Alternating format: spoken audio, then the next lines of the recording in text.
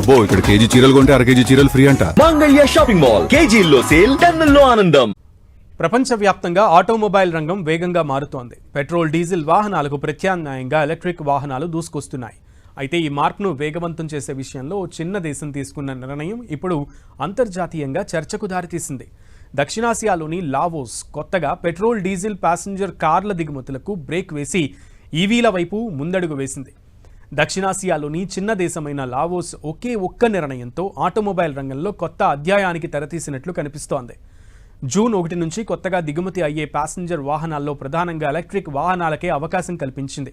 దీంతో రాత్రికి రాత్రే రోడ్లపై మార్పు అనే చర్చ మొదలైంది.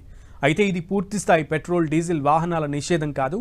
ప్రజా రవాణా వాహనాలు, నిర్మాణ రంగ వాహనాలు, ప్రత్యేక అవసరాల వాహనాలకు మాత్రం కొన్ని మినహాయింపులు ఉన్నాయి. ప్రధానంగా కొత్తగా వ్యక్తిగత కార్ల మార్కెట్ను ఈవీల వైపు మళ్లించింది లావోస్ నిర్ణయం వెనుక ప్రధాన కారణం కేవలం కాలుష్య నియంత్రణే కాదు, దేశానికి అవసరమైన ఇంధనంలో ఎక్కువ భాగాన్ని దిగుమతి చేసుకోవాల్సి వస్తుండటంతో దీనివల్ల విదేశీ మారక నిల్వలపై ఒత్తిడి పెరుగుతోంది. మరోవైపు లావోస్లో విద్యుత్ ఉత్పత్తిలో జల విద్యుత్ వాటా ఎక్కువ. అంటే విదేశాల నుంచి చమురు తెప్పించుకోవడం కంటే స్థానికంగా ఉత్పత్తి అయ్యే విద్యుత్ను వినియోగించుకోవడం ఆర్థికంగా ప్రయోజనకరమని ప్రభుత్వం భావిస్తోంది. ఇక లావోస్ జనాభా, వాహన మార్కెట్ పరిమాణం భారత్తో పోలిస్తే చాలా చిన్నది. అందుకే అక్కడ తీసుకున్న నిర్ణయాన్ని నేరుగా భారత్ వంటి భారీ ఆటో మార్కెట్కు వర్తింపచేయడం సాధ్యం కాదు. భారత్లో కోట్ల సంఖ్యలో పెట్రోల్, డీజిల్ వాహనాలు ఉన్నాయి.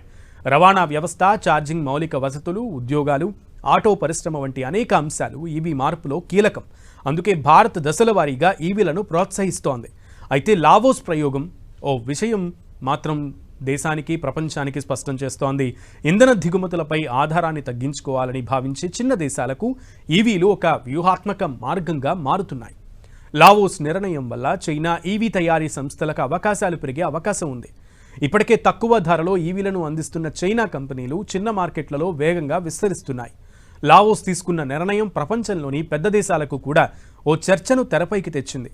పెట్రోల్ యుగం నుంచి ఈవీ యుగానికి మార్పు కేవలం పర్యావరణ అంశం మాత్రమే కాదు, అది శక్తి, భద్రత, ఆర్థిక స్వావలంబనకు సంబంధించిన నిర్ణయంగా మారుతోంది. చిన్న దేశమైన లావోస్ తీసుకున్న ఈ అడుగు భవిష్యత్తులో పెద్ద దేశాలు అనుసరించే మార్గాల్లో ఒకటిగా మారుతుందా అనేది వేచి చూడాలి.